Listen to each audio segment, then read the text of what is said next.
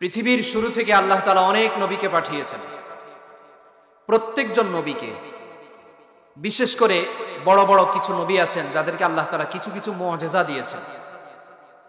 যেমন আল্লাহ তাআলা হযরতে ইব্রাহিম আলাইহিস সালাতু ওয়াস সালামকে আগুনে নিক্ষিপ্ত হওয়ার পরেও আগুন থেকে আল্লাহ তাআলা ওনাকে পরিপূর্ণরূপে অক্ষত অবস্থায় উদ্ধার করেছেন। সুবহানাল্লাহ, এটা ওনার মুআজিজা ছিল। হযরতে মূসা আলাইহিস সালাতু ওয়াস সালাম, একটা লাঠি ছিল, লাঠিটা হাত থেকে ছেড়ে দিলেই কি হয়ে যেত? সাপ হয়ে যেত। আবার বগলের নিচে হাতকে যদি এভাবে মিলাইতেন তাহলে হাত থেকে আলো চমকাইত। এটা মূসা আলাইহিস সালাতু ওয়াস সালামের মুআজিজা ছিল। হযরতে ঈসা আলাইহিস সালাতু ওয়াস সালাম, তিনি যখন কবরের পাশে দাঁড়িয়ে আল্লাহর আদেশে বলতেন কুম বিইজনিল্লাহ, তখন মৃত মানুষরা জীবিত হয়ে যেত। সুবহানাল্লাহ বলেন। এবং কোন অসুস্থ ব্যক্তির গায়ে যদি উনি হাত বুলাইয়া দিতেন, ওই অসুস্থ ব্যক্তি সঙ্গে সঙ্গে সুস্থ হয়ে যেত। এটা হচ্ছে হযরতে ঈসা আলাইহিস সালাতু ওয়াস সালামের মুআজিজা। এভাবে আল্লাহ তাআলা অনেক নবীকে অনেক ধরনের মুআজিজা দিয়ে পাঠিয়েছেন। মুহাম্মদুর রাসূলুল্লাহ সাল্লাল্লাহু আলাইহি ওয়াসাল্লামকেও আল্লাহ তাআলা এমন এক মুআজিজা দিয়ে পাঠিয়েছেন, যে মুআজিজা পূর্বেকার সমস্ত নবীদের মুআজিজার চেয়েও শ্রেষ্ঠ। এমন এক মুআজিজা দিয়ে পাঠিয়েছেন যে মুআজিজার সামনে মক্কার কাফের মুশরিকদের কোনো ধরনের কোনো কিছুই টিকে নাই। এমন এক মুআজিজা দিয়ে পাঠিয়েছেন যেই মুআজিজা 2-4-5 বছর 10 বছর আরেক নবী আসা পর্যন্ত সীমাবদ্ধ এমন নয়, বরং এমন মুআজিজা যেটা আল্লাহ তাআলা আসমান জমিন সৃষ্টির পূর্বে যে কোরআন তিলাওয়াত করেছেন, যে কোরআনকে আল্লাহ তাআলা লাওহে মাহফুজে সুন্দর মতো সংরক্ষণ করে রেখেছেন, যে কোরআনকে আল্লাহ তাআলা সমস্ত ফেরেশতাদের মধ্যে সবচেয়ে বিশ্বস্ত ফেরেশতা, সবচেয়ে দামি ফেরেশতা, সবচেয়ে মর্যাদাবান ফেরেশতা জিবরিল আমিন আলাইহিস সালাতু ওয়াস সালামের মাধ্যমে আল্লাহ তাআলা পাঠিয়েছেন। এমন এক মুআজিজা দিয়েছেন যেই মুআজিজাকে আল্লাহ তাআলা পুরো পৃথিবীর যতগুলো ভূখণ্ড আছে, যত জমি আছে, যত দেশ আছে, সব ভূখণ্ডের মধ্যে সবচেয়ে দামি ভূখণ্ড মক্কা মুকাররমায় আল্লাহ তাআলা নাজিল করেছেন। এমন এক মুআজিজা আল্লাহ তাআলা দিয়েছেন যেই মুআজিজা আদম থেকে নিয়ে পৃথিবীর শেষ পর্যন্ত যত মানুষ এই দুনিয়াতে আসবে, সমস্ত মানুষের মধ্যে সবচেয়ে শ্রেষ্ঠ, সমস্ত নবীদের মধ্যে সবচেয়ে শ্রেষ্ঠ, সমস্ত রাসূলদের মধ্যে সবচেয়ে শ্রেষ্ঠ যে নবী, যে রাসূল, যে মানুষ আল্লাহ তাআলা তার উপরে নাজিল করেছেন, তার নাম হচ্ছে কোরআন। সুবহানাল্লাহ। এমন এক মুআজিজা আল্লাহ তাআলা দিয়ে পাঠিয়েছেন। এই কোরআন এর বৈশিষ্ট্য, আল্লাহ তাআলা কোরআন ছাড়াও আরো আসমানি আরো বড় বড় 3টা কিতাব নাজিল করেছেন। কয়টা বলেন? নাম জানেননি আপনারা? আল্লাহ তাআলা হযরতে মূসা আলাইহিস সালাতু ওয়াস সালামের উপরে তাওরাত নাজিল করেছেন। কি নাজিল করেছেন? আল্লাহ তাআলা হযরতে দাউদ আলাইহিস সালাতু ওয়াস সালামের উপরে জাবুর নাজিল করেছেন। হযরতে ঈসা আলাইহিস সালাতু ওয়াস সালামের উপরে ইনজিল নাজিল করেছেন। এই সবগুলো কিতাব হচ্ছে আল্লাহর লিখে দেওয়া কিতাব। আল্লাহ তাআলা বিভিন্ন কাগজে, তক্তায়, স্লেট, বিভিন্ন জায়গায় আল্লাহ এটা লিখে একত্রে করে নবীদের কাছে আল্লাহ এটা পাঠিয়েছেন। এগুলো আল্লাহ তাআলার কালাম নয়। এজন্যে মূসা আলাইহিস সালাতু ওয়াস সালামের তাওরাত কিতাব যখন আরেকজন নবী আসছে সেটা বাদ হয়ে গেছে, জাবুর বাদ হয়ে গেছে। ইনজিল যখন রাসূলুল্লাহ এসেছেন, ইনজিল কি হয়ে গেছে? বাদ হয়ে গেছে। ওটা স্থায়ী না। কিন্তু কোরআন এটা আল্লাহ তাআলার কালাম, এটা আল্লাহর কালাম, এটা আল্লাহ বলেছেন, এটা আল্লাহর কথা। সুতরাং আল্লাহ যতদিন থাকবেন, আল্লাহ যতদিন আছেন, কোরআন ততদিন থাকবে। সুবহানাল্লাহ। কথা বুঝাইতে পারছি? পৃথিবী ধ্বংস হয়ে যাবে কিন্তু কোরআন ধ্বংস হবে না। কিয়ামত হয়ে যাবে, কোরআন শেষ হবে না। কবর, হাসর, ফুলসিরাত সব শেষ হয়ে যাবে, সব হয়ে যাবে, কিন্তু কোরআন শেষ হবে না। কোরআন দুনিয়াতেও আছে, কোরআন কবরেও থাকবে, কোরআন হাসরেও থাকবে, কোরআন জান্নাতেও থাকবে, কোরআন চিরস্থায়ী। সুবহানাল্লাহ। এই মুআজিজা আর এই কোরআন দিয়ে আল্লাহ তাআলা মুহাম্মদুর রাসূলুল্লাহ সাল্লাল্লাহু আলাইহি ওয়াসাল্লামকে পাঠিয়েছেন। এখন এই কোরআন শিখলে কি লাভ, কোরআন না শিখলে কি ক্ষতি, কোরআন সন্তানকে শিখাইলে কি লাভ, কোরআন সন্তানকে না শিখাইলে কি ক্ষতি, এবং কোরআনওয়ালাদের সাথে সম্পর্ক রাখলে কি লাভ, কোরআনওয়ালাদের সাথে সম্পর্ক না রাখলে কি ক্ষতি, এই বিষয়গুলোই ইনশাআল্লাহ আমি আপনাদের সামনে পয়েন্ট টু পয়েন্ট আলোচনা করার জন্য চেষ্টা করব। প্রথমে আমি আপনাদেরকে বলি, আচ্ছা আজকের এই মাহফিলে শুধু কি আপনারাই কয়জন আসছেন না আরো লোক আছে? কোথায় এরা? কি করে? জীবনে চা খায় নাই, হ্যাঁ জীবনে চা খায় না ওনারা, বুট বাদাম জিন্দিগিতে খায় না। আগামীকাল এই মাহফিলে জায়গায় থাকবে, আর বলেন না থাকবে? মানুষ বুঝে না কেন? বুট বাদাম, চানাচুর, চা, রংসা, দুধ চা, যত ধরনের চা, এগুলো আগামীকাল থাকবে কি থাকবে না? থাকবে। যত ইচ্ছা তত খাইতে পারবেন। এখানে না পাওয়া গেলে চৌরাস্তা বাজারে চলে যান, সেখানে পাইবেন। সেখানে না পাইলে ফরাজগঞ্জ চলে যান, সেখানে পাইবেন। সেখানে না পাইলে লক্ষ্মীপুর শহরে চলে যান, এরপরও চা নাস্তা শেষ হবে না। কিন্তু কোরআনের এই মজলিস আজকে যদি এখানে শেষ হয়ে যায়, আগামীকাল অন্তত 1 বছরের জন্য আর পাবো না। রাসূল করিম সাল্লাল্লাহু আলাইহি ওয়াসাল্লাম হাদিসের মধ্যে বলেছেন, মাজতামা কওমুন ফি বাইতিন ইয়াতলুনা কিতাবাল্লাহি ওয়া ইয়াতাদারাসুনাহু ফীমা বাইনাহুম ইল্লা হাফফাতহুমুল মালায়েকা ওয়া গাশিয়াতহুমুর রাহমাহ ওয়া নাযালাত আলাইহিমুস সাকিনাহ ওয়া যাকারাহুমুল্লাহু ফীমান ইনদাহ। রাসূল করিম বলেন, কোন জায়গায় যদি কোরআনুল কারীমের তিলাওয়াত করা হয়, কোন জায়গায় যদি কোরআনের তিলাওয়াত করা হয়, কোন জায়গায় যদি কোরআন এবং হাদিসের আলোচনা করা হয়, আল্লাহর রাসূল বলেন আল্লাহ তাআলার পক্ষ থেকে ওই জায়গায় অনবরত রহমতের বৃষ্টি হতে থাকে। সুবহানাল্লাহ। যে মানুষগুলো আজকে এখানে আসতেছে না, তারা রহমতের বৃষ্টি থেকে কি বলেন বঞ্চিত। নাযালাত আলাইহিমুস সাকিনাহ, তাদের উপর রহমত বর্ষণ হয়। অগাশিয়াতহুমুর রাহমা, আল্লাহর পক্ষ থেকে দয়া আর রহমত তাদেরকে ঢেকে নেয়। হাফফাতহুমুল মালায়েকা, আল্লাহর দয়ার ফেরেশতারা যেই মজলিসে বসে বসে কোরআনের তেলাওয়াত করা হয়, কোরআনের আলোচনা করা হয়, ফেরেশতারা ওই মজলিসকে চতুর্দিক থেকে বেষ্টন করে নেয়। সুবহানাল্লাহ। এবং কি হয়? ওয়া যাকারাহুমুল্লাহু ফীমান ইনদাহ। আল্লাহর রাসূল বলেন, আপনারা এখানে, আমি একজন, আপনারা কয়জন, আমরা বসে বসে কোরআনের কথা শুনি বলি, হ্যাঁ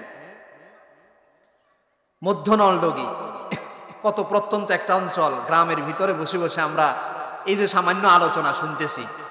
রাসূল বলেন কি জানেন, আমাদেরকে যদিও সাধারণ মনে হয়, আমরা যদিও সাধারণ মানুষ, কিন্তু আল্লাহ রাসূল বলেন এরা যখন কোরআনের আলোচনা করে, কোরআনের আলোচনা শুনে, তো আল্লাহ তাআলা এদের কথা ফেরেশতাদের সাথে আলোচনা করতে থাকেন। আমাদের আলোচনা এখন কাদের সাথে হচ্ছে বলেন? ফেরেশতাদের সাথে। এটা সৌভাগ্য না? দুর্ভাগ্যের বিষয়, কিছু মানুষ কোরআনের মজলিসে বসে না। আজকে যদি এখানে যাত্রা ফালা আর গান টান হইতো, তাহলে মানুষ পুড়ে যেত, ঠিক না? মাইকিং করা লাগতো। কবে আমাদের বুঝ আসবে? শৈশব পেরিয়ে, কৈশোর পেরিয়ে, যৌবন পেরিয়ে 30, 40, 50, 60, 70 বছর পর্যন্ত কাঁচা দাড়ি এখন পাকা হয়ে গেছে, কাঁচা চুল এখন সাদা হয়ে গিয়েছে, শক্ত হাড় এখন নরম হয়ে গিয়েছে, শরীরের সমস্ত শক্তি শেষ হয়ে যাচ্ছে, কবরের দিকে এক এক পা করে করে এগিয়ে যাচ্ছি। এরপরে মানুষের এখনো হুঁশ আছে না? আসে না? এখনো আমাদের হুঁশ আসে না, এখনো আমাদের দিল নরম হয় না। তা আমি বলছিলাম, এই কোরআন আল্লাহ তাআলা রাসূলুল্লাহ সাল্লাল্লাহু আলাইহি ওয়াসাল্লামকে মুআজিজা হিসেবে দিয়েছেন। এই কোরআনের 1 নম্বর ফজিলত, কোরআন আল্লাহ তাআলার পক্ষ থেকে নাজিলকৃত, এবং এই কোরআন আল্লাহ তাআলার কালাম, চিরস্থায়ী কিতাব। এই কোরআন কখনো কি হবে না? শেষ হবে না। কোরআনের শিক্ষায় যারা শিক্ষিত হয়, আচ্ছা হাত তোলেন তো দেখি, আপনাদের কারণ নাতি পুতি যদি এখানে থাকে, কার কার আছে? একটু হাত তোলেন তো দেখি। ছেলে বা নাতি কার কার আছে মাদ্রাসায়? এই মাদ্রাসায় পড়ে অথবা যে কোনো মাদ্রাসায় পড়ে, মাশাআল্লাহ মাশাআল্লাহ, আল্লাহ তাআলা কবুল করেন, বলেন আমিন। মাশাআল্লাহ, সবারই পড়ে। তা আল্লাহ রাসূল সাল্লাল্লাহু আলাইহি ওয়াসাল্লাম বলেন, এই কোরআন যারা শিখে তাদের ফজিলত কি শুনেন। قال النبي صلى الله عليه وسلم خيركم من تعلم القرآن وعلمه। রাসূল করিম সাল্লাল্লাহু আলাইহি ওয়াসাল্লাম বলেন, তোমাদের মধ্যে সবচেয়ে শ্রেষ্ঠ আর উত্তম হচ্ছে আমার ওই উম্মত, যে উম্মত নিজে কোরআন শিখে এবং অপরকে কোরআন শিখায়। সুবহানাল্লাহ। যারা কোরআন শিখে এবং কোরআন শিখায়, রাসূলের কথা মতো এরা সর্বশ্রেষ্ঠ। সুতরাং আপনার ছোট্ট নাতি, আপনার ছোট্ট ছেলে, সে মাদ্রাসায় পড়ে, আপনার কাছে কি মনে হয়? আপনার কাছে মনে হয় আমাদের অমুকের আব্দুর রহিম আব্দুল করিমের ছেলে ছোট্ট ছোট্ট পা দিয়া মাদ্রাসার দিকে যাচ্ছে, মসজিদের দিকে যাচ্ছে। আমার আর আপনার কাছে ছোট মনে হয়, আমার আর আপনার কাছে আমাদের ছোট বাড়ির একটা শিশু মনে হয়। কিন্তু রাসূল করিম সাল্লাল্লাহু আলাইহি ওয়াসাল্লাম বলেছেন, দুনিয়াবাসী শুনে রাখো, এই ছোট্ট শিশু আমার কাছে দুনিয়ার সমস্ত উচ্চ ডিগ্রিধারী, যাদের কোরআনের ডিগ্রি নাই, দুনিয়ার অন্য সব ডিগ্রি আছে, এই সব ডিগ্রিধারীর চেয়েও কোরআনওয়ালা ছোট্ট বাচ্চা আমার কাছে সবচেয়ে বেশি দাম।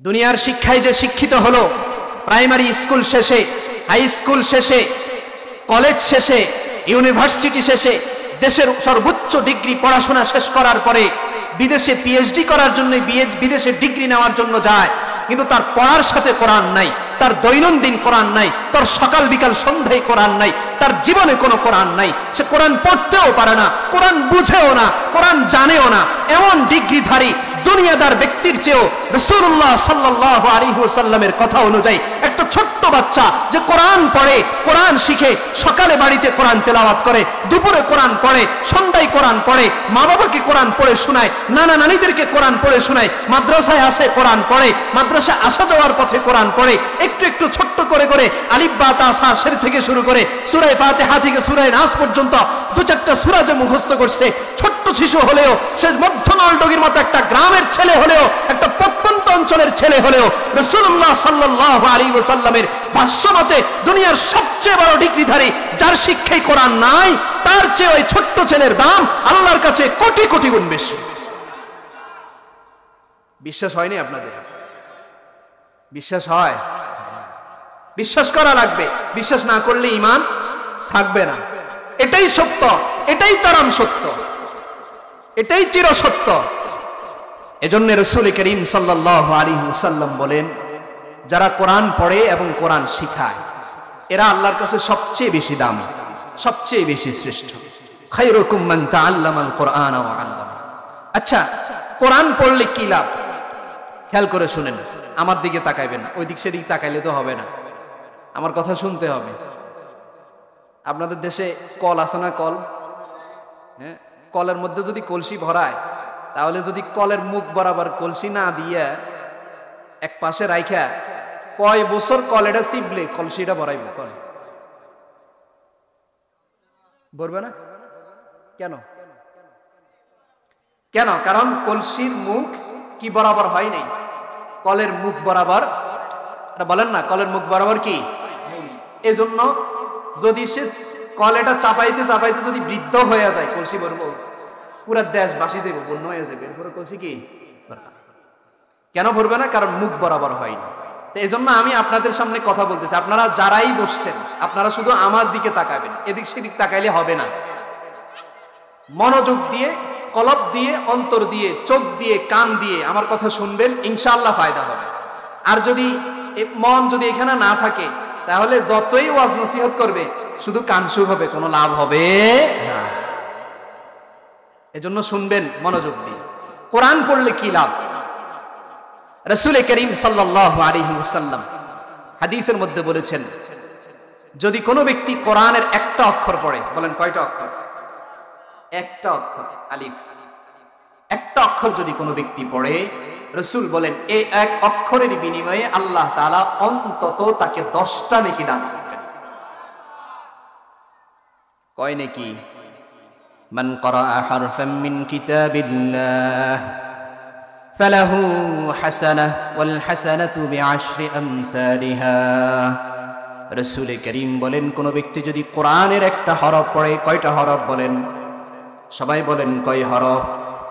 যদি কোনো ব্যক্তি কোরআনের একটা হরফ পড়ে, রাসূল বলেন ওই এক হরফের বিনিময়ে আল্লাহ তাআলা তাকে প্রথমে একটা নেকি দান করবেন। ওই এক নেকিকে বাড়ায়া আল্লাহ তাআলা 10 গুণ পরিমাণ বৃদ্ধি করে তাকে সওয়াব দান করবেন। সুবহানাল্লাহ। লা ইয়াকুলু আলিফ লাম মিম হারফুন ওয়ালাকিন আলিফুন হারফুন ওয়া লামুন হারফুন ওয়া মিমুন হারফ। রাসূল করিম সাল্লাল্লাহু আলাইহি ওয়াসাল্লাম বলেন, আলিফ লাম মিম একসাথে একটা হরফ নয়, বরং আলিফ একটা হরফ, লাম একটা হরফ, মিম একটা হরফ। সুতরাং কোন ব্যক্তি যদি আলিফ লাম মিম একসাথে পড়ে 10 নেকি হবে না, বরং 3টা হরফ পড়ার কারণে আল্লাহ তাআলা তাকে অন্তত 30টা নেকি দান করবেন। সুবহানাল্লাহ। আচ্ছা, এটা তো রাসূলের হাদিসের কথা অনুযায়ী, কিন্তু জানেন আরো বড় সুসংবাদ আছে। কি সুসংবাদ? আল্লাহ তাআলা যখন বান্দাকে দেন বিনা হিসেবে দেন। আরে বলেন না, আল্লাহ যখন বান্দাকে দেন তখন কি হিসেবে দেন? বিনা হিসেবে দেন। রাসূল তো বলছেন 10 গুণ পরিমাণ, 1 10 বানায়া 10 গুণ পরিমাণ নেকি আল্লাহ তাআলা দিবেন। কিন্তু আল্লাহ তাআলা আয়াতের মধ্যে বলছেন, আল্লাহু ইউতি মান ইয়াশাউ বিগাইরি হিসাব। আল্লাহ তাআলা যাকে ইচ্ছা তাকে বিনা হিসাবে দান করেন। অর্থাৎ আপনি একটা অক্ষর পড়ছেন, একটা আয়াত পড়ছেন, আপনার একটা বাচ্চা ছোট্ট একটা সূরা পড়ছে, এই একটা আয়াত, একটা সূরা, একটা অক্ষর পড়ার কারণে 10 নেকি, 20 নেকি, 30 নেকি হবে না, বরং আল্লাহ চাইলে আপনাকে বিনা হিসাবে দান করতে পারেন, আপনার ধারণার চাইতে বেশি দান করতে পারেন। বিশ্বাস হয় আপনাদের? বিশ্বাস হয়? মানুষ তো চোখে দেখা ছাড়া কোনো জিনিস বিশ্বাস করে না। কয় আমরা চোখে না দেখলে এটা কি করি না? বিশ্বাস করি না। কিছু নাস্তিক ফাস্তিক আছে না? কয় চোখে না দেখলে কি করি না? বিশ্বাস করি। মুমিন দেখেও বিশ্বাস করে, না দেখেও কি করে? তবে মুমিনের বিশ্বাসের ভিত্তিটা হচ্ছে না দেখার উপরে। আল্লাহরে দেখছেন, মুহাম্মদুর রাসূলুল্লাহকে দেখছেন, জান্নাত দেখছেন, আর জাহান্নাম দেখছেন, এরপরও তো আমরা মানি না? সবকিছুই তো কি মানি। এটার নামই হচ্ছে ঈমান। এটার নাম হচ্ছে কি বলেন? ঈমান। তো এজন্য রাসূল করিম সাল্লাল্লাহু আলাইহি ওয়াসাল্লাম বলছেন, কোন ব্যক্তি যদি কোরআনের একটা অক্ষর পড়ে আল্লাহ তাআলা তাকে অন্তত 10টা নেকি দান করবেন। এবার চিন্তা করে দেখেন, আপনার যে ছোট্ট বাচ্চা আর নাতি নাতনি মাদ্রাসায় পড়ে, মদিনাতুল উলুম ইসলামিয়া মাদ্রাসায় আসে, সকালবেলায় মক্তবে আসে, যখন ঘন্টার সময় হয়, যখন ক্লাসের সময় হয়, যখন কোরআন পড়ার জন্য আসে, বাড়িতে যায়, আবার বাড়িতে যায় মা বাবাকে শোনায়, মা আজকে এটা পড়াইছে, বাবা আজকে এটা পড়াইছে, দাদা দাদিকে শোনায়, নানা নানুকে শোনায় আজকে এটা পড়াইছে, জোরে জোরে রাস্তা দিয়ে যাওয়ার সময় পড়ে, রাস্তা দিয়ে আসার সময় পড়ে, আবার ঘরে যায়াও পড়ে, সন্ধ্যার সময়ও পড়ে, সকালবেলায়ও পড়ে। তাহলে কি বুঝলেন? তার প্রত্যেকটা অক্ষর পড়ার বিনিময়ে আল্লাহ তাআলা বিনা হিসাবে আল্লাহ তাআলা আপনাকে নেকি দিচ্ছে, আপনার সন্তানকে নেকি দিচ্ছে, যার বদৌলতে আপনি মা বাবা যারা আপনারা অভিভাবক আছেন তাদের আমলনামার মধ্যে লিখে দেওয়া হচ্ছে। সুবহানাল্লাহ। এজন্য সন্তানকে কোরআন শিখাইবেন। কি শিখাইবেন বলেন? সন্তান যদি কোরআন পড়ে, কোরআন শিখে, তাহলে এইটার সওয়াব মা বাবার আমলনামার মধ্যেও হয়। এটা হচ্ছে কোরআন পড়ার 2য় নম্বর সওয়াব। আচ্ছা, যে বাচ্চা শুধু আউযুবিল্লাহ পড়তে পারে, শুধু কি পড়তে পারে? যে বাচ্চা শুধু বিসমিল্লাহ পড়তে পারে, তাহলে এই বাচ্চার সওয়াব কি পরিমাণ? আচ্ছা হুজুর, আমরা বাচ্চাকে মাদ্রাসায় পড়াইলাম, তো আমগো লাভ হবে কি? আমগো ফায়দা হবে কি? আমাদের ফায়দার দরকার আছে না? দুনিয়ার মানুষ লাভ ছাড়া কোনো জিনিস এখন আর খোঁজে না। কই জায়গায় যাইবি, কই যাইলে কি লাভ হইবে? আপনারা যে এখানে বসছেন লাভ ছাড়া বসছেন, হ্যাঁ? এখানে যে বসছেন লাভ নাই, আর কথা বলেন না লাভ নাই। লাভ ছাড়া কেউ কি করে না, আপনাদেরও লাভ আছে।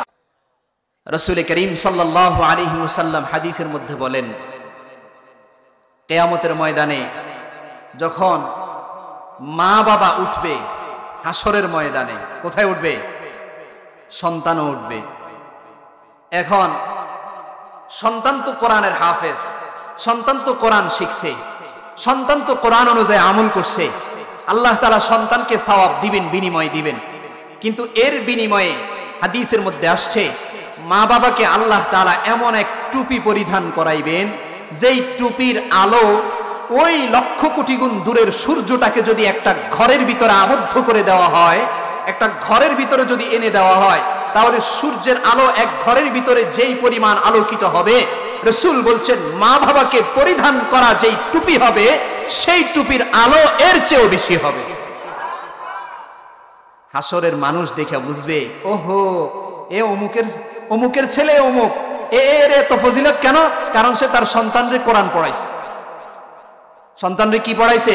কোরআন পড়াইছে। এজন্য সন্তানকে কোরআন শিখাইবেন। সন্তানকে কোরআন শিখাইলে ৩ নম্বর ফজিলত, আল্লাহ তাআলা দুনিয়া আখিরাতে সন্তানের দাম বাড়ায় দিবেন। সুবহানাল্লাহ বলেন। হাদিস প্রমাণ, হযরত ওমর ইবনুল খাত্তাব রাদিয়াল্লাহু আনহু, আল্লাহর রাসূলের সাহাবী, তিনি তার খিলাফতের সময়ে তিনি যখন রাষ্ট্রপ্রধান ছিলেন, তিনি তার খেলাফতের সময় তিনি মক্কার কাছে এক জায়গায় গেলেন। মক্কার কাছে একটা জায়গা গেলেন। তখন মক্কার যিনি গভর্নর ছিলেন নাফি ইবনে আব্দুল হারিস, তিনি হযরত ওমর ফারুকের সাথে দেখা করতে গেছেন। রাষ্ট্রপ্রধান আসছে, তার সাথে দেখা করা দরকার, এজন্য উনি হযরত ওমরের সাথে কি করতে গেছেন? দেখা করতে গেছেন। এখন হযরত ওমর রাদিয়াল্লাহু আনহু স্বাভাবিকভাবে অনেকে প্রশ্ন করছেন, আচ্ছা তুমি যে আমার সাথে দেখা করতে আসছো, তো তোমার মক্কার যে দায়িত্ব, সে দায়িত্ব তুমি কাকে দিয়ে আসছো? কথা বুঝেন নাই মনে হয়। আপনারা এক জায়গার চেয়ারম্যান বানাইছে, মেম্বার বানাইছে, আপনি যদি ওই জায়গা থেকে এলাকা ছেড়ে যদি আরেক জায়গায় যান, তাহলে আপনার এই চেয়ারম্যানের দায়িত্ব আরেকজনকে দিয়ে আসতে হবে না? যে ভাই আমি যতক্ষণ আসতেছি না ততক্ষণ কাজ কাম যা আছে সব আপনি কি করবেন? সমাধান করবেন। হযরত ওমর ফারুক তাকে জিজ্ঞাসা করছেন, আপনি যে এই জায়গায় আসলেন, আপনি কাকে দায়িত্ব দিয়ে আসছেন? তখন নাফি ইবনে আব্দুল হারিস তিনি বললেন, আমিরুল মুমিনিন, আমি ইবনু আবজা নামে এক ব্যক্তিকে আমি দায়িত্ব দিয়ে আসছি। হযরত ওমর ফারুক রাদিয়াল্লাহু আনহু তাকে চিনেন নাই। হযরত ওমর জিজ্ঞাসা করলেন, ওমান ইবনু আবজা, আরে ইবনু আবজা কে? এই লোক কে? তখন নাফি ইবনে আব্দুল হারিস বললেন, রাজুলুম মিন মাওয়ালিনা, ইবনু আবজা হচ্ছে আমাদের আজাদকৃত গোলাম, চাকর, গোলামদের থেকে একজন। আজাদকৃত গোলাম আমাদের দেশে ধরেন সহজ ভাষায় যেটা বলা যায় চাকর বাকর, আজাদকৃত গোলাম থেকে একজন। এখন হযরত ওমর রাদিয়াল্লাহু আনহু বড় আশ্চর্য হয়ে গেলেন। ইস্তাখরাফতা আলাইহিম মাওলাম মিন মাওয়ালিনা, তুমি মক্কার মতো একটা জায়গার একজন গভর্নর, তুমি একজন গোলামকে, একজন চাকরকে বানায় আসছো? প্রশ্ন উঠে না? চেয়ারম্যান সাহেব কয়, যদি আমগো দেশের রিকশাওয়ালারা আমি কি বানায় আসছি, আমার জায়গায় বসায় আসছি, তাহলে মানুষ কি কইবো? মা এটা কি কয়?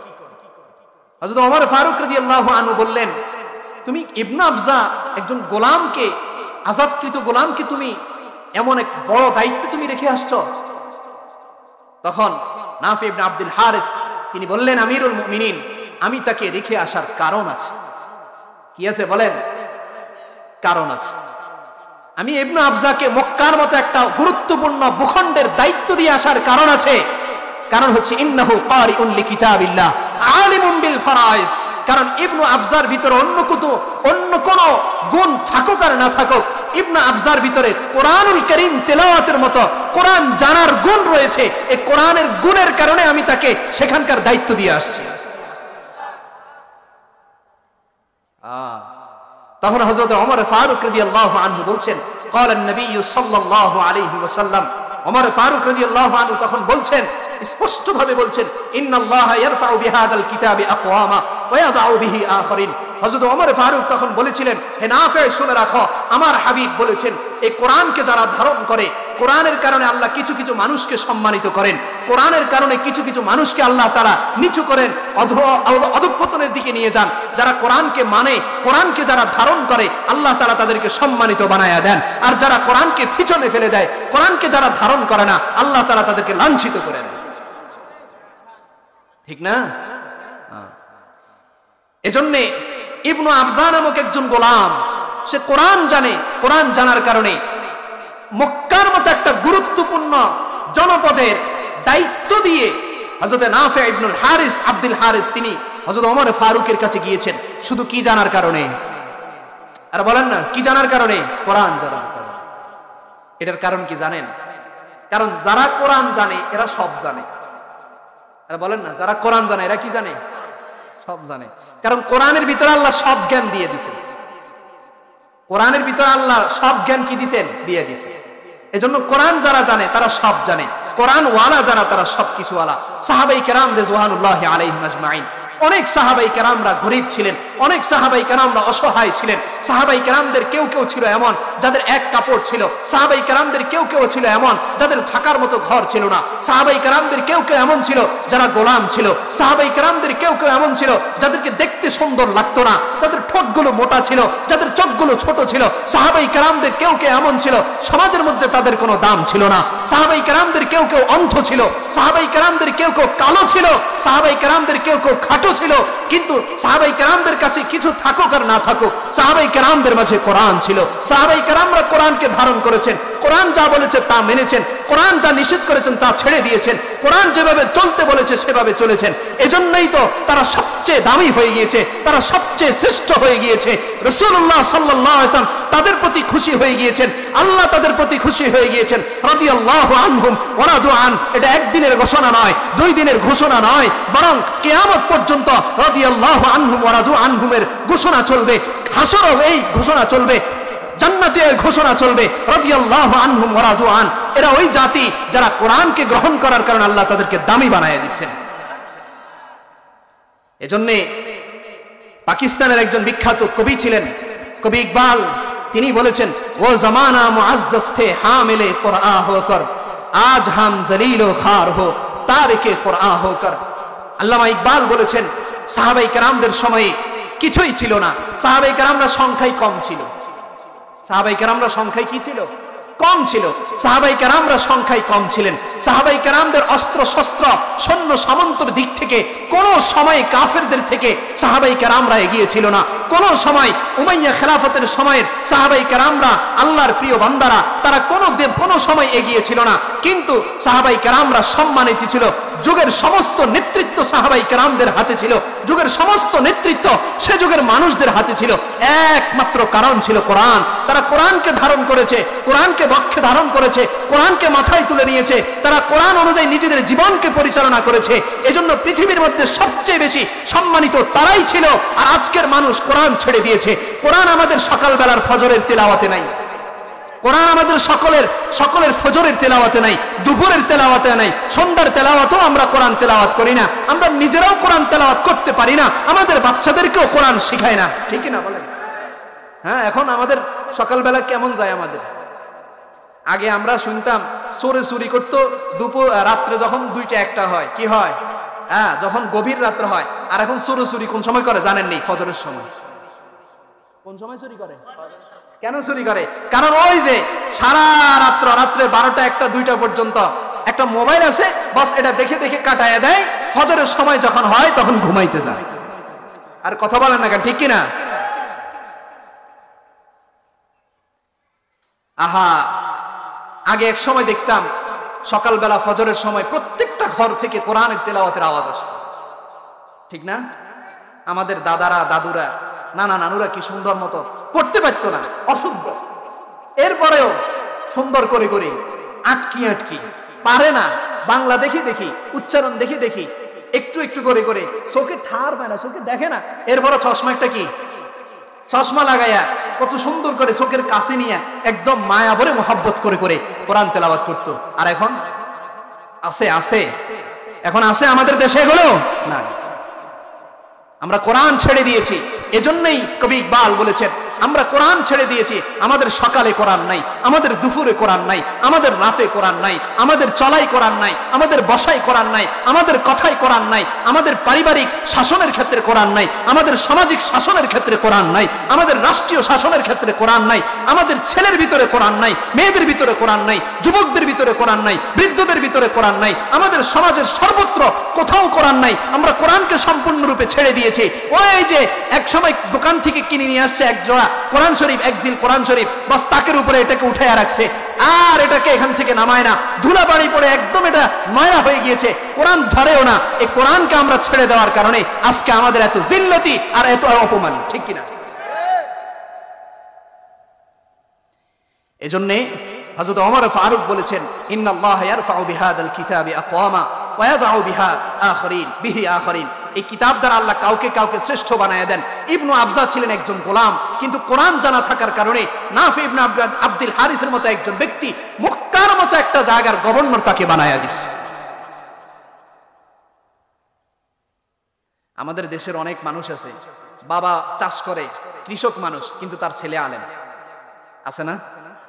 হ্যাঁ, বাবা কিছু জানে না, বাবা বাংলা আরবি ইংরেজি কিছুই জানে না, কিন্তু মাশাআল্লাহ তার ছেলে কি আলেম, তার ছেলে বড় বড় মাদ্রাসায় পড়ায়, তার ছেলে বড় বড় কিতাব পড়ায়, তার ছেলে বড় বড় মসজিদের মধ্যে জুমা পড়ায়, বক্তব্য দেয়, ওয়াজ করে। এরকম অনেক কৃষক চাষা আছে না নাই? এই ধরনের সন্তানদের কারণেই আল্লাহ এই মা বাবাদের মর্যাদাকে আখিরাতের ময়দানে বাড়ায় দিবেন। এজন্য সন্তানকে মাদ্রাসায় পড়াইলে লাভ না লস? না, লস। হ্যাঁ, কেউ কেউ বলে তোর ছেলেরে মাদ্রাসায় দিছস, খাইবো কোত্থেকে? বলেনি, মাদ্রাসায় পড়াইলে, মসজিদে পড়াইলে আর কয় টাকা বেতন পাইবো, চলবো কেমনি? আর কথা বুঝেন না? এরকম অনেকে বলে, অনেকে বুঝায়, মাদ্রাসায় পড়লে চলবো কেমনে, খাইবো কোত্থেকে? আচ্ছা, মাদ্রাসায় পড়লে চলবে কেমনে, খাইবে কোত্থেকে? মাদ্রাসায় বাদ দিলাম, যে কোনো কাজের ক্ষেত্রে খাওয়া আর রিজিকের জিম্মাদারি কি আমাদের হাতে? রিজিকের জিম্মাদারি কার হাতে?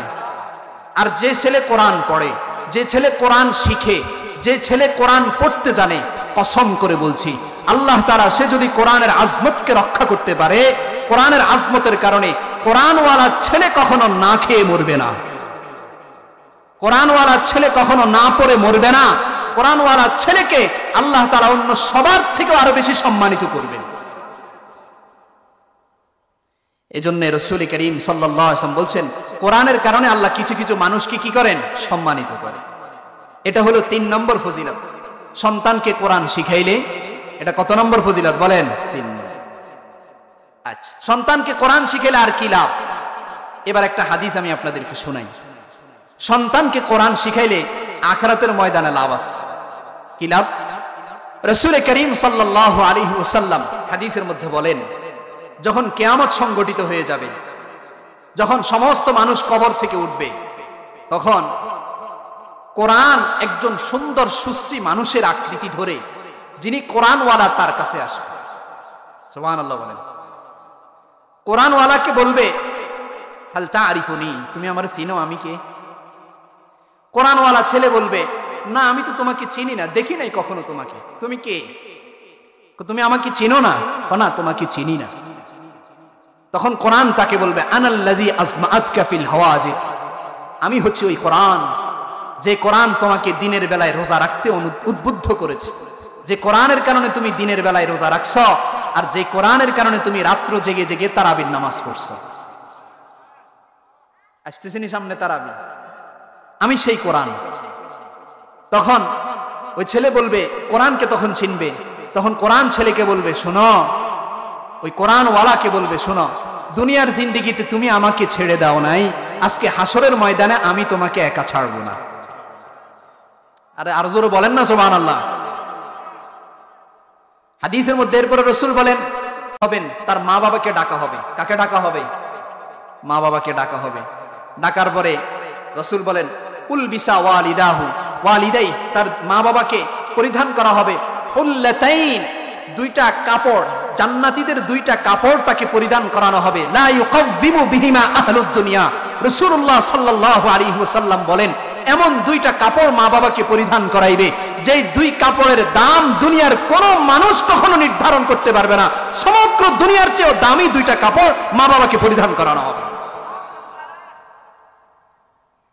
তখন আপনার আশপাশের মানুষ যারা, তারা দেখি বলবে, আরে এ তো আব্দুর রহিম আব্দুল করিমে না, ওই যে আমাদের বাড়ির পূর্ব দিক দিয়ে যার বাড়ি, আমাদের বাড়ির পশ্চিমে যার বাড়ি, আমাদের বাড়ির দক্ষিণে যার বাড়ি, এ তো অমুকে না। কিরে এর এত মর্যাদা কেন, এর এত দাম কেন, এর এত সম্মান কেন, তাকে কেন জান্নাতের পোশাক পরিধান করানো হচ্ছে, তাকে কেন নূরের টুপি পরিধান করানো হচ্ছে, তার কি সওয়াব কি আমল ছিল এত?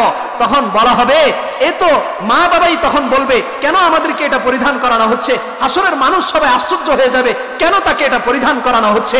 তখন তাকে উত্তর করা হবে, তাকে জবাব দেওয়া হবে বিআখযি ওয়ালাদিকুমুল কোরআন ওয়ালাদিকুমাল কোরআন, তুমি না তোমার সন্তানকে দুনিয়ায় কোরআন শিখাইছ, তুমি না তোমার সন্তানকে দুনিয়া থাকাকালীন মদিনাতুল উলুম ইসলামিয়া মাদ্রাসায় দিছ, নুরানি জামাতে পড়তো, এক এক অক্ষর করে করে কোরআনের তেলাওয়াত সে শিখছে, তুমি না তোমার নাতিপুতিকে সেখানে দিয়েছ, ওই তোমার সন্তানকে কোরআনের তেলাওয়াতের জন্য কোরআন শিখার জন্য মাদ্রাসায় যে দিছ, সেটার বিনিময়ে আজকে তোমাকে এই সম্মানে সম্মানিত করা হয়েছে। পড়াইবেন সন্তানরা মাদ্রাসায় পড়াইবেন? দুই ভাই ছিল, এক ভাই আল্লাহ রসুলের দরবারে সব সময় পড়ে থাকত, আরেক ভাই খেতে খামারে কাজ করত। এখন যেই ভাই খেতে খামারে কাজ করে ওই ভাই আল্লাহ রসুলের কাছে গেছে। কার কাছে গেছে?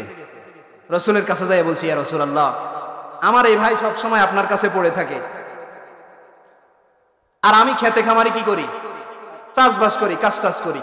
সে খেতে খামারে কাজ করে না, চাষবাস করে না। এখন স্বাভাবিকভাবে যে ভাই খেতে খামারে কাজ করে তার কষ্ট হয় না? রসুলকে বলছেন, ইয়া রাসূলুল্লাহ, আমার এই ভাই কাজ টাজ করে না। এখন অভিযোগ নিয়ে রসুলের কাছে গেছে।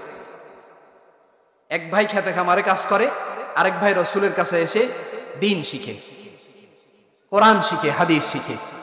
এখন যখন সে রসুলের কাছে এই অভিযোগ করছে, রাসূলুল্লাহ সাল্লাল্লাহু আলাইহি ওয়াসাল্লাম তখন তাকে কি বলছেন জানেন?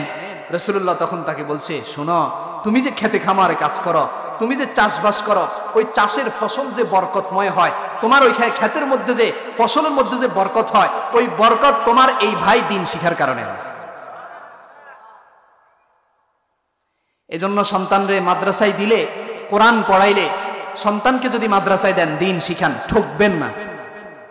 সন্তানকে যদি দিন শিখান, কি ঠকবেন না। আপনার সন্তান যখন কোরআন পড়ে ঘরে যাবে, আর যখন সে আলহামদুলিল্লাহি রাব্বিল আলামিন আর রহমানির রহিম মালিকি ইয়াউমিদ্দিন ইয়্যাকা না'বুদু ওয়া ইয়্যাকা নাস্তাঈন ইহদিনাস সিরাতাল মুস্তাকিম সিরাতাল লাযীনা আন'আমতা আলাইহিম গায়রিল মাগদুবি আলাইহিম ওয়ালাদ-দাল্লিন, এভাবে সূরা ফাতিহা, সূরা ফিল, সূরা কুরাইশ, সূরা মাউন, সূরা কাউসার, সূরা কাফিরুন, সূরা নাসর, সূরা তাব্বাত ইয়াদা, সূরা ইখলাস, সূরা ফালাক, সূরা নাস, যখন এক একটা সূরা করে করে যখন আপনার সন্তান আপনার ঘরে গিয়ে যখন পড়বে, তখন আল্লাহর পক্ষ থেকে অবারিত রহমত আপনার ঘরের উপর নাজিল হবে, আল্লাহর পক্ষ থেকে শান্তি আপনার ঘরের উপর নাজিল হবে। ঘরে কোনো অশান্তি থাকবে না, ঘরে কোনো অভাব থাকবে না, ঘরে কোনো পেরেশানি থাকবে না, ঘরে কোনো বিপদ আপদ থাকবে না, সবকিছু আল্লাহ তাআলা দূর করে দিবেন। ঘরকে আল্লাহ তাআলা রহমত আর শান্তি দিয়ে ভরপুর করে দিবেন। এজন্য রাজি আছেন তো সন্তানদের মাদ্রাসায় পড়াইতে? সন্তানকে মাদ্রাসায় পড়াইলে আর কি লাভ হবে? সন্তানকে যদি আমরা কোথায় পড়াই বলেন? মাদ্রাসায়। রাসূল করিম সাল্লাল্লাহু আলাইহি ওয়াসাল্লাম হাদিসের মধ্যে বলেছেন, কোন ব্যক্তি যখন মারা যায়, কি যায়? মারা যায়। যখন মারা যায় তখন তার সমস্ত নেক আমল বন্ধ হয়ে যায়, সমস্ত নেক আমল। ইদা মাতাল ইনসান ইনকাতা আনহু আমালুহু ইল্লা আন সালাস। রাসূল করিম সাল্লাল্লাহু আলাইহি ওয়াসাল্লাম বলেন, দুনিয়ার কোন মানুষ যখন দুনিয়ার জীবন ছেড়ে আখিরাতের জীবনে চলে যায়, ইনকাতা আনহু আমালুহু ইল্লা আন সালাস, রাসূল বলেন তার সমস্ত আমল বন্ধ হয়ে যায়। দুনিয়ায় থাকাকালীন সে নামাজ পড়তো, নামাজ পড়ার আর সুযোগ নাই। দুনিয়া থাকাকালীন সে রোজা রাখতো, রোজা রাখার আর সুযোগ নাই। দুনিয়া থাকাকালীন সে কোরআনুল কারীমের তেলাওয়াত করতো, আর তেলাওয়াতের সুযোগ নাই। দুনিয়া থাকাকালীন লা ইলাহা ইল্লাল্লাহ, আল্লাহ সুবহানাল্লাহ, আলহামদুলিল্লাহ, আল্লাহু আকবারের তাসবিহ পড়তো, আর তাসবিহ পড়ার কোনো সুযোগ নাই। দুনিয়ার যত নেক আমল ছিল সব বন্ধ হয়ে যাবে। কিন্তু রাসূল করিম সাল্লাল্লাহু আলাইহি ওয়াসাল্লাম বলেন, তিনটা আমল এমন রয়েছে, কোন মানুষ মারা যাওয়ার পরে ওই তিন আমল যদি দুনিয়ার মধ্যে জারি থাকে, কবরে শুয়ে শুয়েও ওই তিন আমলের সওয়াব ওই ব্যক্তি পাইতে থাকে। সুবহানাল্লাহ। তিন আমল কি? এক নম্বর, রাসূলুল্লাহ সাল্লাল্লাহু আলাইহি ওয়াসাল্লাম বলেন, আন সাদাকাতিন জারিয়া, কোন বান্দা যদি দুনিয়ার মধ্যে সদকায়ে জারিয়া চালু করে যায়। সদকায়ে জারিয়া কি? সদকায়ে জারিয়া হচ্ছে এই যে মাদ্রাসা, মাদ্রাসার মধ্যে আপনি কিছু দান করে গেলেন, তাহলে আপনি চলে যাওয়ার পরে এই মাদ্রাসা, আপনি চলে গেলেন কিন্তু এই মাদ্রাসা থাকবে। আর বলেন না, এই মাদ্রাসা থাকবে কিয়ামত পর্যন্ত। আমিন বলেন। এ মাদ্রাসা থাকবে। তাহলে মাদ্রাসায় যে দান করে গেলেন, এ দান করে যাওয়ার কারণে আপনি কবরে শুয়াও এখানে যা হবে তার সওয়াব পাবেন। আন সাদাকাতিন জারিয়া, এক নম্বর হচ্ছে সাদকায়ে জারিয়া। দুই নম্বর আওয়ালাদিন সালিহিন ইয়াদউ লাহু, কোন নেককার সন্তান যদি কোনো ব্যক্তি যদি দুনিয়ায় রেখে যায়, এমন এক সন্তান রেখে গিয়েছে যে সন্তানকে সে দ্বীন শিক্ষা দিয়েছে, এমন এক সন্তান রেখে গিয়েছে যে সন্তানকে সে কোরআন শিক্ষা দিয়েছে, এমন এক সন্তান সে দুনিয়ায় রেখে গিয়েছে যেই সন্তানকে সে সৎ কাজ করা, ভালো কাজ করা, অসৎ কাজ থেকে বিরত থাকা শিক্ষা দিয়ে গেছে। এমন সন্তান রেখে যদি কোনো মা বাবা কবরে যায়, ওই সন্তান যদি ওই মা বাবার জন্য হাত তুলে দোয়া করে, আল্লাহর রাসূল বলেন ওই সন্তানের দোয়া ওই মা বাবার জন্য আল্লাহ তাআলা কবরে পৌঁছায়া দেয়। সুবহানাল্লাহ। আপনি মরে গেছেন কিন্তু আপনার সন্তানরা রেখে গেছেন। একটা ছোট্ট ঘটনা বলি। আমি কয়েকদিন আগে এক জায়গায় যাচ্ছিলাম, হঠাৎ করে দেখি, আমি রিক্সা করে যাচ্ছিলাম, হঠাৎ দেখি একটা কবরের পাশে এদের মতো ছোট্ট একটা বাচ্চা হবে, সে কবরের পাশে দাঁড়ায়া দোয়া করতেছে। কবরের পাশে দাঁড়ায় কি করতেছে? দোয়া করতেছে। আমার কৌতূহল জাগলো যে ছেলেটা কবরের পাশে দাঁড়ায় এভাবে দোয়া করতেছে কেন? তখন ছেলেটাকে জিজ্ঞাসা করলাম, বাবা, যে তুমি যে এখানে দোয়া করতেছ এটা কার কবর? ছেলেটা বলতেছে, এটা আমার বাবার কবর। এটা আমার কার কবর? সন্তানকে যদি দ্বীন শিখাইয়া যাইতে পারেন, সন্তানকে যদি কোরআন শিখাইয়া যাইতে পারেন, তাহলে আপনি কবরে শুয়ে থাকবেন, কিন্তু এই সন্তান আপনার কবরের পাশে দাঁড়ায় আপনার জন্য দোয়া করবে। পারবেন তো সন্তানরে কোরআন শিখাইতে? বলেন। আমাদের অনেকের মা বাবা মারা গেছে, কিন্তু ওই 6 মাসে 9 মাসে মনে চাইলে মা বাবার জন্য একটু দোয়া করায়, ঠিক কিনা? খবর নাই মা বাবার জন্য। কথা মনে পড়ে কোন সময় জানেননি? ওই সবে বরাত আসলে, কোন সময় সবে কদর আসলে, কথা বুঝেন না মনে হয়, মাঝে মধ্যে শুক্রবারে মনে হয়। তাও আবার অনেকে কি করে জানেননি? জিলাফি মসজিদে দিয়ে কয়, হুজুর আপনি দোয়া করে দিয়েন। আল্লাহর বান্দা হুজুরও দোয়া করে তার মা বাপকে জান্নাতে পৌঁছাই দিতেছে, আর ওই বেটা মসজিদের বাইরে এসে সিগারেট টানতেছে। কথা বুঝেন না মনে হয়? হুজুরে তার মা বাবার দোয়া করে কোথায় পৌঁছাই দিতেছে, কিন্তু তার নিজের দোয়ার দরকার নেই। জিলাফি দিয়ে দিছে, তো মসজিদে জিলাফি দিয়ে দিছে, বস দোয়া হয়ে গেছে। হ্যাঁ, আমরা আমাদের কথা চিন্তা করি না, আমাদের কথা চিন্তা করি। আমরা আমাদের মা বাবার জন্য সময়ে সময়ে কয়দিন পরে হঠাৎ করে মনে পড়লে, মৌসুম আসলে তখন যাই মা বাবার জন্য দোয়া করি, মৃত আত্মীয় স্বজনের জন্য দোয়া করি। না হলে দুনিয়ার কোন সন্তান, দুনিয়ার জীবন এমন, আখিরাতের জীবন এমন, চোখ বন্ধ হয়ে গেলে কেউ কাউকে আর দেখে না। দুনিয়ার জীবন স্বার্থপরের জীবন। চোখ বন্ধ হয়ে গেলে বাবাকেও ঘর থেকে বাইর করে মাটিতে বিছায় দেয়, মাকে মাটিতে বিছায়া দেয়। তো আপনার জীবন যখন চলে যাবে, আমি আর আপনার মা বাবা, আমি আর আপনি আমার মা বাবার জন্য কি পরিমাণ কেমন দোয়া করি আমরা নিজেরাই হিসাব করে দেখি না। কিন্তু সন্তানকে যদি দ্বীন শিখাইয়া যাইতে পারেন, তাহলে সন্তান প্রতিদিন প্রতিনিয়ত প্রতিটা নামাজের পরে যখনই মনে পড়বে, যখনই সুযোগ হবে, শুধু আপনার জন্য দোয়া করবে, আল্লাহ আপনি আমার মা বাবারে মাফ করে দেন। মা যখন তার মনে চাইবে একটু সূরা ফাতিহা পড়ে আপনার জন্য হাদিয়া পাঠিয়ে দিবে, একটু কোরআনের তেলাওয়াত করে আপনার জন্য পাঠিয়ে দিবে। এজন্য রাসূলুল্লাহ সাল্লাল্লাহু আলাইহি ওয়াসাল্লাম হাদিসের মধ্যে বলেছেন, কিছু কিছু মানুষ হাসরের ময়দানে উঠবে, উঠার পরে তার আমলনামা তার সামনে দেওয়া হবে, দেওয়ার পরে সে দেখবে তার আমলনামার মধ্যে এত লক্ষ কোরআন শরীফ তেলাওয়াতের সওয়াব, এত হাজারবার কোরআন শরীফ তেলাওয়াতের সওয়াব। সে আল্লাহকে ডাক দিয়ে বলবে, আল্লাহ আমি তো কোরআন পড়তে পারতাম না, আমি তো কোরআন জানি না, আমি তো কোরআন কখনো পড়ি নাই, কিন্তু আমার আমলনামার মধ্যে এত হাজার হাজার বার কোরআন তেলাওয়াতের সওয়াব কোত্থেকে আসছে, এত সওয়াব কোত্থেকে আসছে? তখন তাকে উত্তর করা হবে, তাকে উত্তর দেওয়া হবে, তুমি যে সন্তানকে রাইখা আসছো দুনিয়াতে, সেই সন্তান তো কোরআন পড়তো, সে কোরআন মুখস্থ করছে, সে কোরআনকে খতম করছে, তার প্রত্যেকটা খতম সে যা সওয়াব পাইছে সেই পরিমাণ সওয়াব তোমার আমলনামায় লিখে দেওয়া হয়েছে। এজন্য মা বাবাও যদি কোরআন সন্তানকে শিখায়, মা বাবাও সেটার কি পায়? সওয়াব পায়। আওয়ালাদিন সালিহিন ইয়াদউ লাহু। এজন্য রাসূল করিম বলেছেন, কোন বাবা যদি এমন সন্তান রেখে যায় যে সন্তান ভালো সন্তান। সন্তান কি সন্তান? সন্তান 3 ধরনের। সন্তান কয় ধরনের বলেন? কিছু হচ্ছে ভালো সন্তান, কিছু হচ্ছে খারাপ সন্তান, আর কিছু হুদা সন্তান। শুধু সন্তান ভালো সন্তান। ভালো সন্তান হচ্ছে ওই সন্তান যে সন্তানের কারণে বাবা বুক ফুলাইয়া বলে আমার ছেলে। কথা বুঝেন নাই? আসলে এরকম অনেক সন্তান, চিনেন অমুক রে, চিনি না তো, আমার ছেলে। একটা বুক ফুলে বলে এটাকে বলা হয় সুপুত্র, ভালো সন্তান। আরেক সন্তান আছে খারাপ সন্তান। খারাপ সন্তান কি জানেননি? বাবা সব সময় টেনশনে থাকে, কোন সময় জানি ফোন আসে আর বলে আমনে ছেলে তো এটা করাইছে। কথা বুঝেন না মনে? বাবা আতঙ্কে থাকে, কি থাকে? আতঙ্কে থাকে যে কোন সময় জানি বিচার করা লাগে, কোন সময় জানি ফোন আসে যে আপনার ছেলে এই কাজ করছে। আছে ঘটনা, আমাদের দেশে ঘটনা নেই। এরা হচ্ছে খারাপ সন্তান। আর কিছু সন্তান আছে যেটা বাবার কোনো কাজেও আসে না, আবার বাবার কোনো বদনামও হয়, এরকম সন্তান কি আছে। তো ভালো সন্তান যদি রেখে যাইতে পারেন, দ্বীনওয়ালা যদি কোনো সন্তান রেখে যাইতে পারেন, তাহলে ওই সন্তান আপনার জন্য দুনিয়াতে দোয়া করলে সেই দোয়ার সুফল আপনি কবরে হাসরে থাইকেও আপনি পাইবেন। সুবহানাল্লাহ। সন্তানকে যদি দ্বীন শিক্ষা দেন তাহলে দুনিয়াতেও সফল, আখিরাতেও সফল। দুনিয়াতেও সফল কি আখিরাতেও সফল। দুনিয়াতে সন্তান আপনাকে ফেলে দিবে না, কোরআনওয়ালা সন্তান কখনো আপনাকে ফেলে দিবে না। কোরআনওয়ালা সন্তান যত দুঃখ কষ্টের ভিতরেই থাকুক না কেন, দ্বীনওয়ালা সন্তান যত দুঃখ কষ্টের ভিতরেই থাকুক না কেন, সে মা বাবার খেদমত করার চেষ্টা করে। কারণ সে শুনেছে রাসূল তাকে বলেছে মা বাবার খেদমতের ভিতরে রবের শান্তি, রবের সন্তুষ্টি। সে শুনেছে মায়ের খেদমতের ভিতরে তার জন্য জান্নাত রয়েছে। এজন্য কোরআনওয়ালা দ্বীনওয়ালা সন্তান কখনো মা বাবাকে বৃদ্ধাশ্রমে রেখে আসে না। কিন্তু যেই সন্তানকে কষ্ট করে কোলে পিঠে করে মানুষ করে বড় দুনিয়ার ডিগ্রিধারী বানিয়েছে, সেই সন্তানে এক সময় বৃদ্ধ মা বাবাকে বৃদ্ধাশ্রমে রেখে আসে, নিজের জান্নাত থেকে দূরে ঠেলে দেয়, ঠিক কিনা? এজন্য সন্তানকে দ্বীন শিখান, কোরআন শিখান। ৫ম নম্বর ফায়দা বলেছিলাম, কোরআন শিখাইলে, সন্তানকে দ্বীন শিখাইলে এই সন্তান দুনিয়া থেকে আপনার জন্য কি করবে বলেন? দোয়া করবে। এজন্য সন্তানকে দ্বীন শিখান। হ্যাঁ, এই কথাই আল্লাহ তাআলা কোরআনুল কারীমের মধ্যে স্পষ্টভাবে বলেছেন, যারা দ্বীনওয়ালা, যারা দ্বীন ছাড়া নেক সন্তান যে আর যে নেক সন্তান না, এই দুইজন কি হয় না? এক বরাবর হয় না।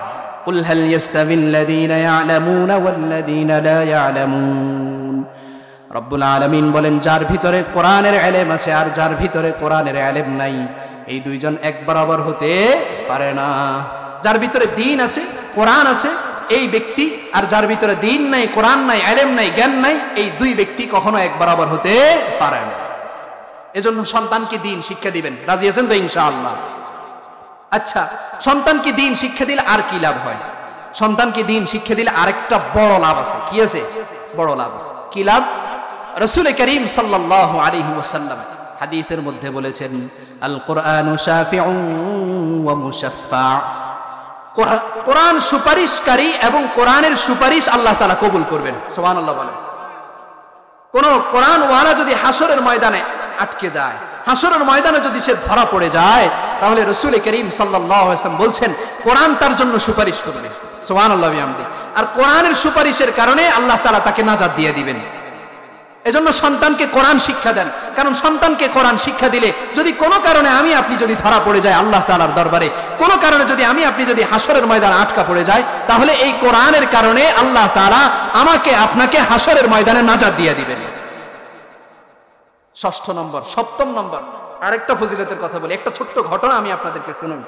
রাসূল করিম সাল্লাল্লাহু আলাইহি ওয়াসাল্লামের একজন বিখ্যাত সাহাবী, আমার সময়ও শেষের দিকে, উসাইদ ইবনে হুযাইর রাদিয়াল্লাহু আনহু, তিনি বলেন, একদিন আমি আমাদের দেশে গোয়াল ঘর আছে না, গোয়াল ঘর, গরু যেখানে বাঁধে, আস্তাবল বলে, অর্থাৎ গোড়া যেখানে বাঁধে ওটা কি বলে?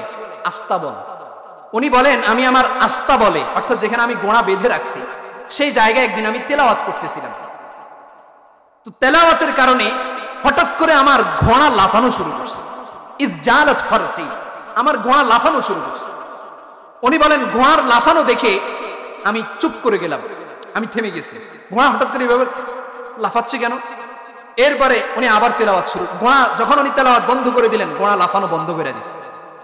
এরপরে উনি আবার তেলাওয়াত শুরু করলেন, আবার ঘোড়া লাফানো শুরু করছে। উনি আবার তেলাওয়াত বন্ধ করে দিলেন, ঘোড়া লাফানো বন্ধ হয়ে গেছে। উনি আবার তেলাওয়াত শুরু করলেন, ঘোড়া আবার লাফানো শুরু করে দিয়েছে। উনি বলেন, ওয়াইনদাহু ইয়াহইয়া ওয়া খাশাইতু আন তাতাআহু।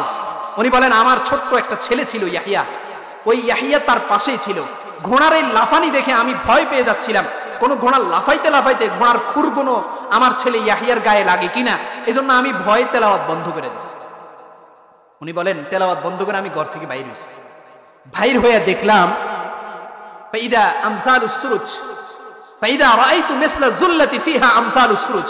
তিনি বলেন আমি বাহির হয়ে দেখলাম এখানে এই যে সামিয়ানা টানাইছে না, এরকম সামিয়ানার মতো, উনি বলেন একটা কি যেন আমার ঘরকে এভাবে ঢেকে রাখছে, সামিয়ানার মতো একটা চাউনির মতো একটা জিনিস আমার ঘরকে ঢেকে রাখছে, আর ওই চাউনির মধ্যে ছোট ছোট বাতির মতো কি যেন ঝমকাইতেছে, সুবহানাল্লাহ, চমকাইতেছে। উনি এটা দেখে ঘাবড়ায় গেলেন, উনি তাকায় এলেন, উনি বলেন আরাজাত ফিল জাওয়ে, ওই বাতির মতো ছোট ছোট যে সামিয়ানাটা আছে এটা আকাশে উড়ে গেছে, হাত্তা মা আরাহা, এ পর্যন্ত আমি আর এটা দেখতেছি না, চলে গেছে। সকালবেলা যখন হলো তিনি রাসূলুল্লাহ সাল্লাল্লাহু আলাইহি ওয়াসাল্লামের কাছে গেলেন, রাসূলের কাছে যায় বললেন ইয়া রাসূলুল্লাহ কালকে রাত্রে এই ঘটনা ঘটছে। কালকে রাত্রে যখন আমি তেলাওয়াত শুরু করছি তখন ঘোড়া লাফানো শুরু করছে, আমি তেলাওয়াত বন্ধ করে দিয়েছি, আবার যখন তেলাওয়াত শুরু করেছি আবার ঘোড়া লাফানো শুরু করছে, আমি তেলাওয়াত বন্ধ করে দিয়েছি, আবার যখন তেলাওয়াত শুরু করেছি ঘোড়া আবার লাফানো শুরু করেছে। রাসূল করিম সাল্লাল্লাহু আলাইহি ওয়াসাল্লাম উসাইদ বিন হুযাইর রাদিয়াল্লাহু আনহুকে বলছেন উসাইদ তুমি তেলাওয়াত করতে থাকতা, তুমি তেলাওয়াত করতে থাকতা। হযরত উসাইদ বলছেন ইয়া রাসূলুল্লাহ পাশে আমার ছেলে ইয়াহইয়া ছিল, আমি ভয় পেয়েছিলাম ইয়াহইয়াকে কোনো ছাগল ওই ঘোড়ার খুরের কারণে ইয়াহইয়া কোনো ব্যথা পায় কিনা, এজন্য আমি তেলাওয়াত বন্ধ করে দিয়েছি। রাসূল করিম সাল্লাল্লাহু আলাইহি ওয়াসাল্লাম বলছেন তুমি কি দেখছো? হযরত উসাইদ ইবনে হুযাইর বলেন আমি বাহিরে এসে দেখলাম একটা সামিয়ানার মতো কি যেন আমার মাথার উপরে, সেটার মধ্যে ছোট ছোট বাতির মতো কি যেন চমকাইতেছিল, আমি দেখার সঙ্গে তেলাওয়াত বন্ধ করে দেওয়ার সঙ্গে সঙ্গে এটা হাওয়ার মধ্যে মিলিয়ে গিয়েছে। রাসূল করিম সাল্লাল্লাহু আলাইহি ওয়াসাল্লাম উসাইদ বিন হুযাইরকে বলছেন উসাইদ যে তুমি সামিয়ানাটা দেখছো এটা অন্য কিছু নয়, বরং তোমার তেলাওয়াতের কারণে আসমান থেকে ফেরেশতাদের দল নেমে এসেছে।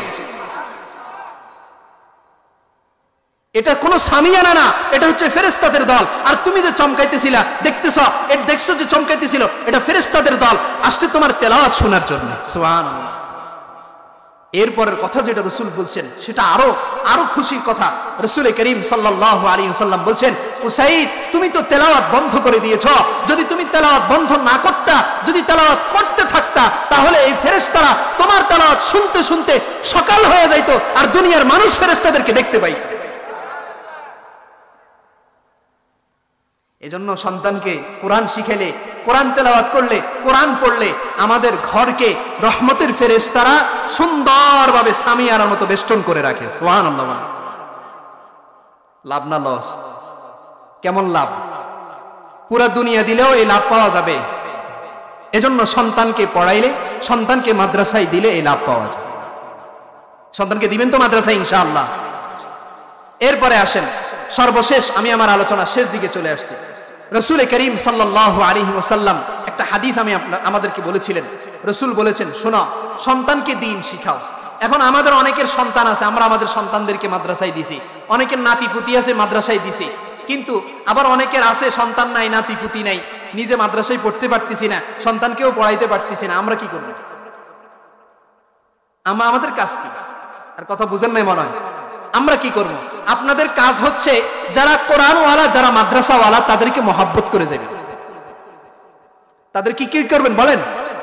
আলেম ওলামাদেরকে মহব্বত করবেন। করেননি? মহব্বত করেননি? আলেম ওলামাদেরকে মহব্বত করবেন, কোরআনওয়ালাদেরকে মহব্বত করবেন।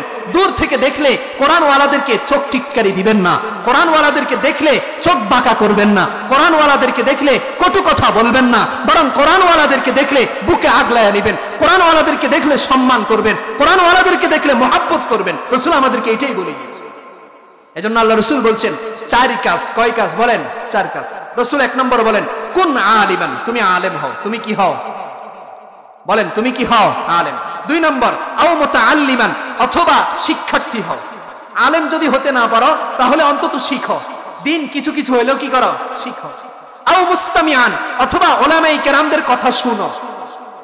কাদের কথা? উলামাদের কথা শুনো। আও মুহিব্বান, অথবা উলামাদেরকে মহব্বত করো। বলেন কয় কাজ? বলেন কয় কাজ?